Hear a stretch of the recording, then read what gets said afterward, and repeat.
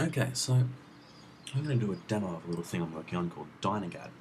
Dynagad stands for Dynamic Game Development, which lets me write code and effectively hot swap code and running processes, with just and have it update in real time. So this is just a main file. So all it's doing is just setting a signal handler. Get back to that in a second. Loading up dynamic libraries in a folder, just build mod in this case. Then just setting up GFW, just getting a nice window, and then it's just running in a loop. And then if it updates, it calls the update function and then just cleans up. So if I run this, I just get a window.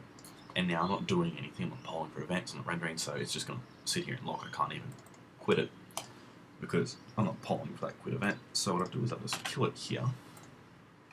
And what I want to do is actually have a main loop, so I'm doing something. So I want this, but I want to be able to edit this main loop in real time. So let's include a game header, and we'll create a source mod game.h.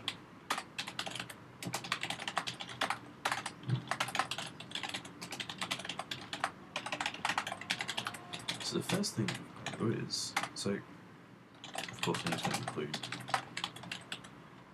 this particular header, because this is what defines GFW window, which is just a type I'm using to get access to the window to poll for events, to get input and so on. So anyway, so usually I would define functions, which is usually so tip main loop that window. The actual that I'm using GFW is irrelevant to what I'm doing right now. It's just a framework. So usually I would just define this and then in C file define the function. But what's happening here is what I want to do is have that function just defined as a function pointer in this main file, and then when I call this load function, have that function pointer then get set to the actual function.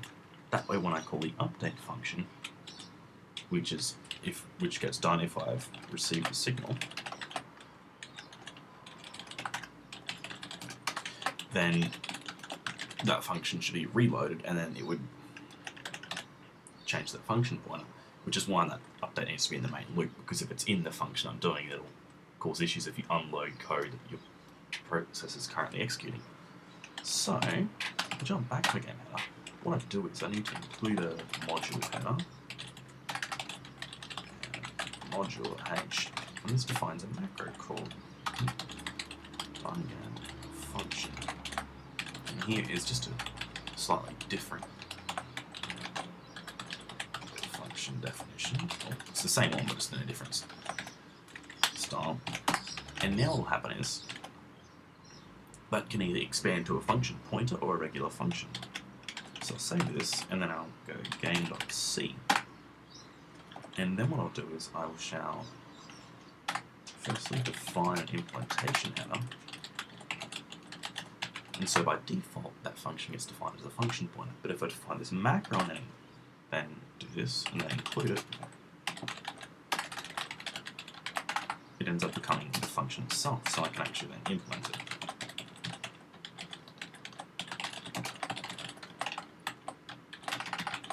And so what we'll do is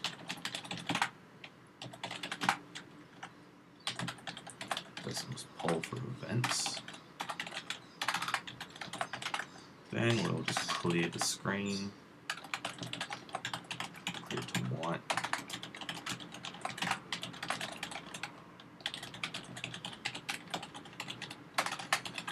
And finally we'll swap that window's buffers.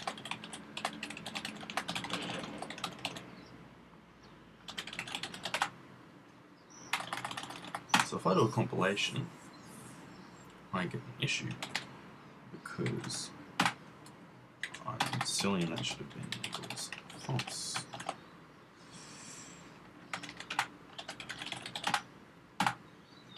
And cool, that works. So I'll just get rid of that window for now.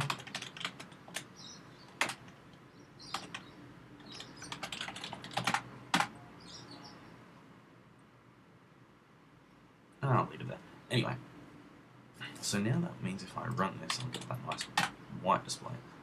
But what I can do now is, hopefully, as long as it doesn't crash, I won't have to close this window for the rest of while this runs at all. for the rest of this video. So if I change this clear colour to red, if I compile this with a special makefile option, it compiles it and then sends a signal to this process. It's just sig user 1 at the moment, telling it to update, and that set should update to true, and when it gets a chance, it reloads the code, brings it in. And so now, you can bring it back to white. But what would happen if this failed to compile? Like that. What will happen is, Saviour, it'll fail to compile, won't send the signal, so everything's fine. So the only way it can compile is if everything is in a good state. Cool, and we're done. So, let's actually build something. Let's just have a ball. Or I call it a ball. Let's just put a point on the screen. So, what we'll do is we'll first need to just set the color. We will make that red. Then we shall just draw it. Oh, so first we set the point size, so we can see this thing. Begin gel points, and now I'll just put the vertex there. 2D. So now I should get a nice little dot there. Ooh, I've segfaulted. Here we go.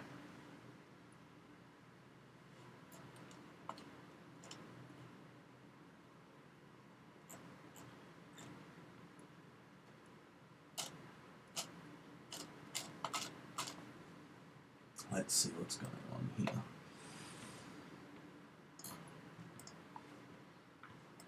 Oh. This should have been a warning.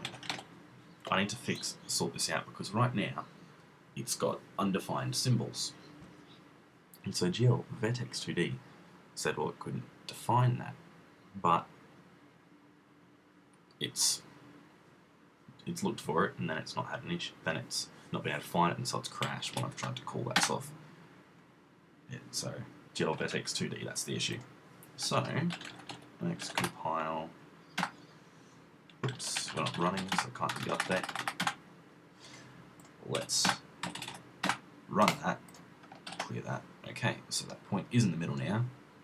And what I'll do is we'll just test that I've brought it back by, say, moving this over to the left.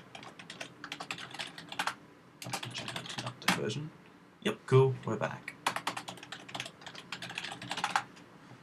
Cool. So, now what I want to do is I want to make it so that 0, 0 is the top left and the Windows width and the Windows height is the bottom right. So I can address it in a traditional 2D bitmap style. So the first thing we'll do is we'll get the Windows size so we know how to scale everything. So width, height.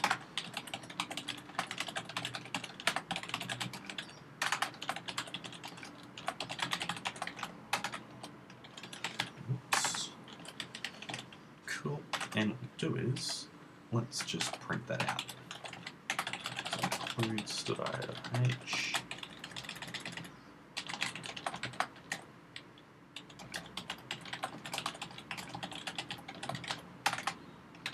Oh, good. And as we can see, the Windows height's now being printed. If I pull that down, I get the higher height. Cool. And the width works just as well. So that's that working. Let's get rid of that. So it's now not printing, and I'll get rid of that stuff. As you can see, it's not printing anymore. But now what we can do is we can set the transform. So let's firstly load the identity. So we actually have something that's transformed. And now what we'll do is we'll translate things by -1, I think -1, 0.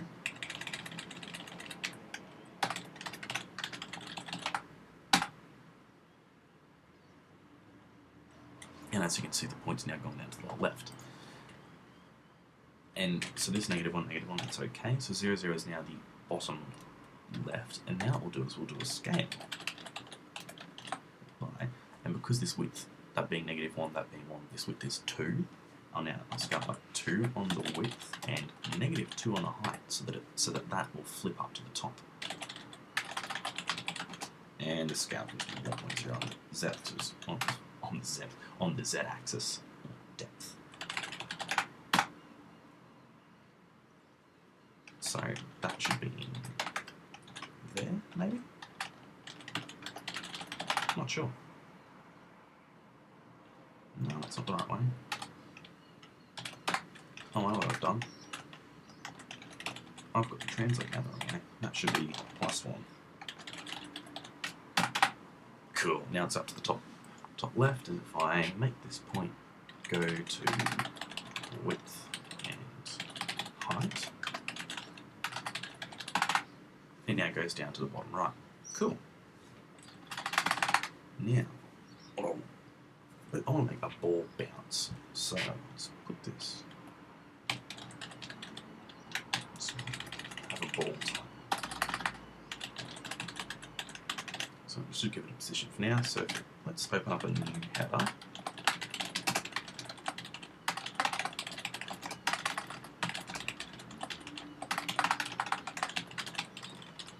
So the first thing is we shall include the module. Let's just not include the module for now. Let's just not have any functions. So this is going to simply be a struct 2.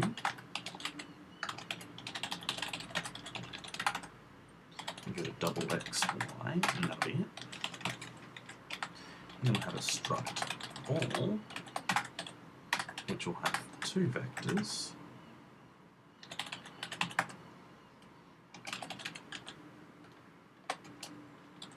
Pause and valve, position and velocity.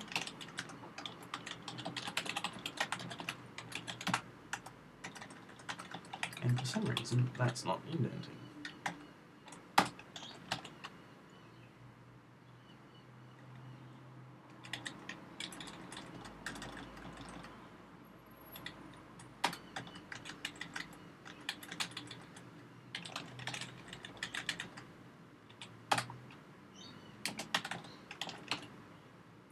Huh.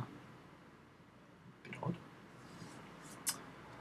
Let's just leave that for now and come back to it if it kills. So ball.c. Oh, actually, we don't need a C file for now. Let's just jump back into the thing. And now what we'll do is we'll include the ball header. And let's just have a ball.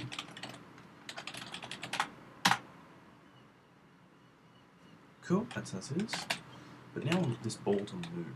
So let's just let us move it left and right, because up and down can be gravity. We'll do that later. So the first thing is if GLFW get key, I believe. Right.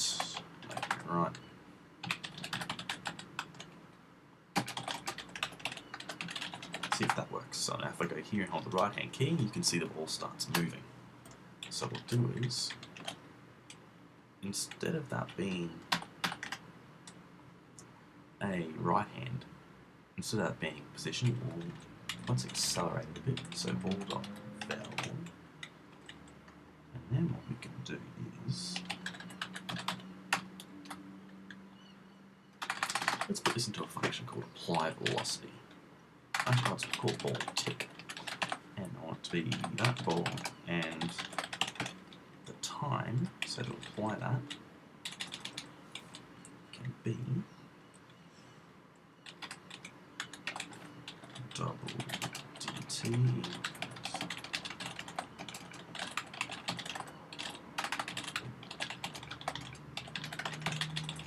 This part of the previous demo crashed due to some weird linking stuff, but that's all been fixed up. So this needs a... Let's just double check that this isn't compiling. No, that will probably crash it. Anyway, let's jump back into this ball header and we'll define this function. So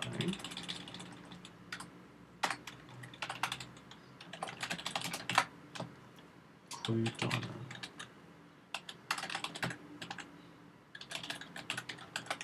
It's the same as before. It's the weird function syntax.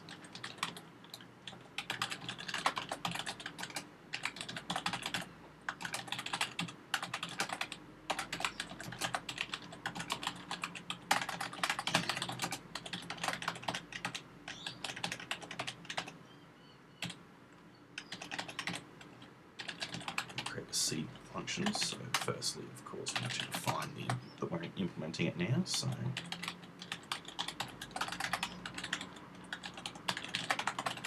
and we'll include our header. And let's actually implement this thing. So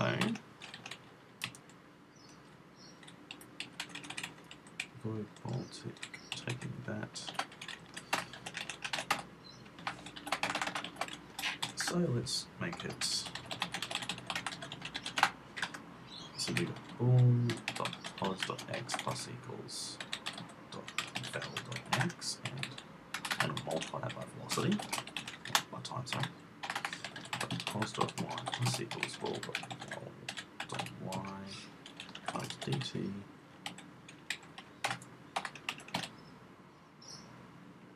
And so this should start. And first what we'll do is have some friction, so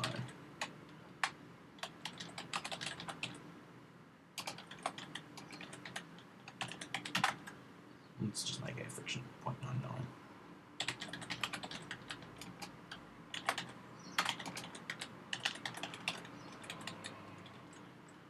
And we'll have gravity as well.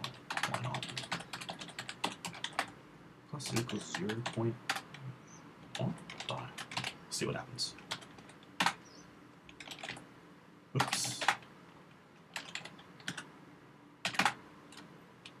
So it's going to ticket, and let's see what happens. Whoa, okay. Oh, because I've forgotten how to use C, and we're doing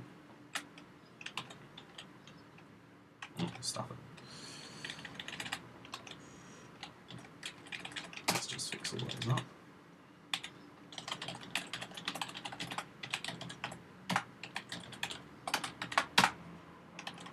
Cool. So now we'll compile. And that's pretty slow. But we can move it with the right hand keys. You can see the velocity is slowly speeding up. And the friction is slowing it down. And it's slowly moving down. So what we need is some faster gravity. Let's make 1.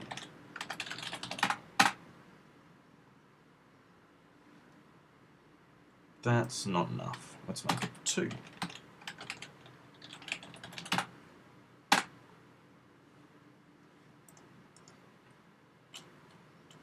Of course, we've now lost the ball. So let's just have another thing. Oops, let's see. Let's have a reset. So if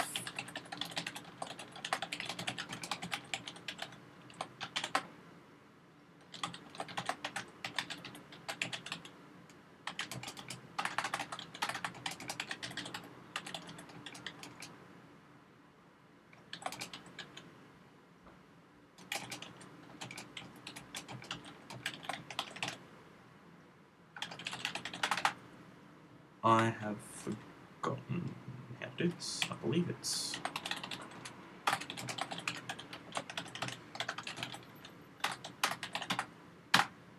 there we go.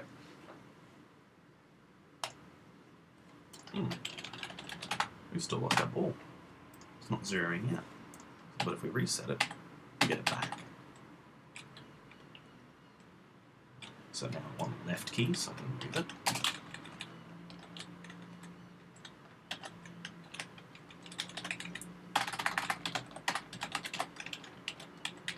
Make that take equals.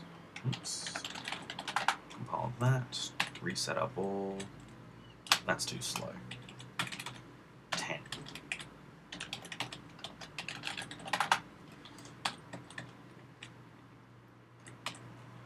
Well, I think gravity needs to be a bit more too.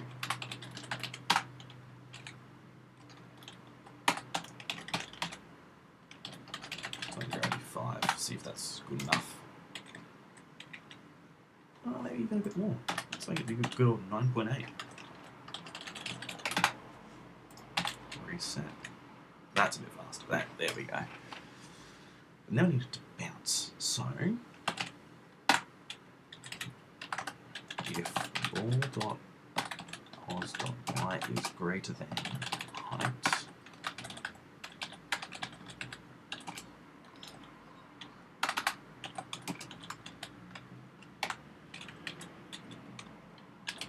and if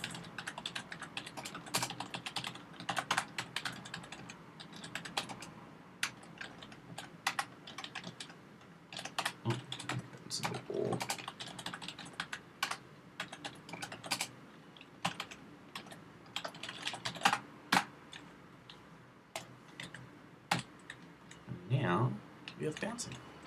So I've just got a bouncing ball with air friction and all of those good things, and we've lost it.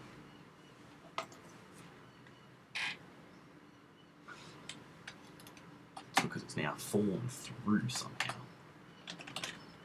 So it's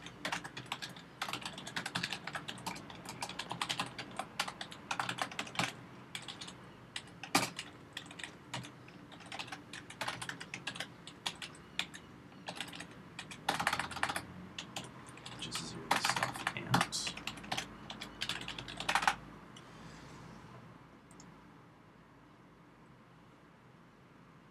Oh, that needs to be less than 0.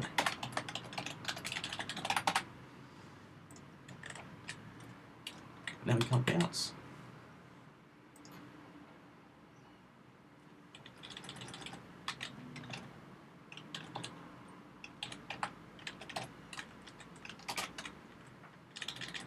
Let's make that happen over here.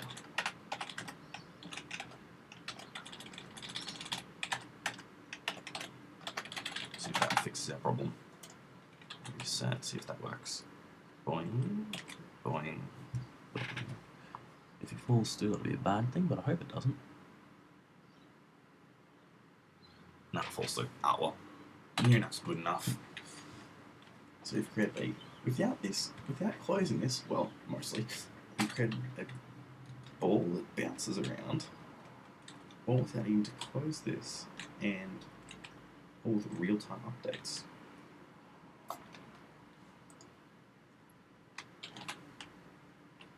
So I could make gravity negative. Whoop. Comes up, which is pretty cool. And let's make it positive. Bang. Let's make it.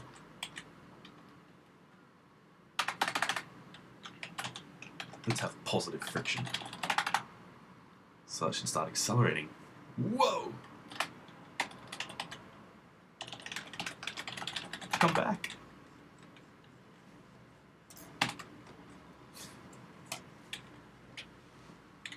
So as you can see, this is kind of fun. You get to play with this and have real-time feedback. I just changed that, and it's now happening in my code. I didn't need to quit this. I didn't need to bring this back up. I can just tune this thing while I'm here, and it just updates. So simply. Anyway, that's all for this little demo. I might do a recording of me working on something a bit more substantial, but this sort of gets the point across about just how cool this thing can be.